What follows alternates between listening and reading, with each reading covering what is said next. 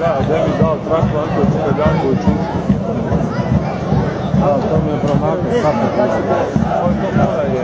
Niko uči u čitki nešto način.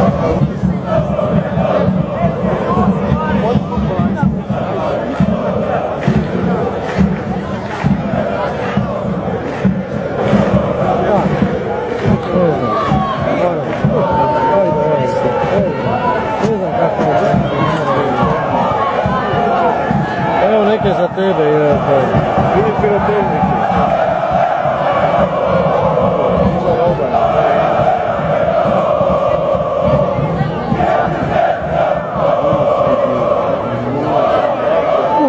Za malo.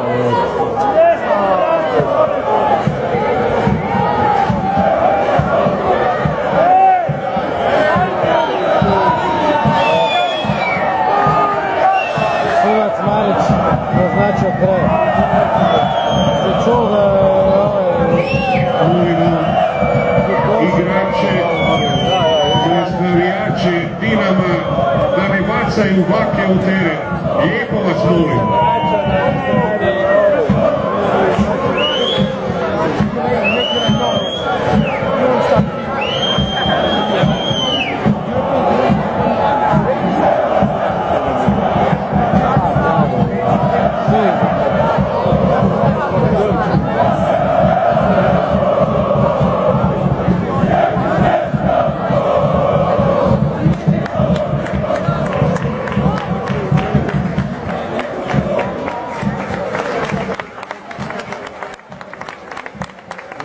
Izmjena igrača u posle Dinama izlazi Arijana Demić sa brojem 16 i Marko Rok sa brojem 30. U igri su Domagoj Antolić sa brojem 8 i Marko Pjaca sa brojem 20.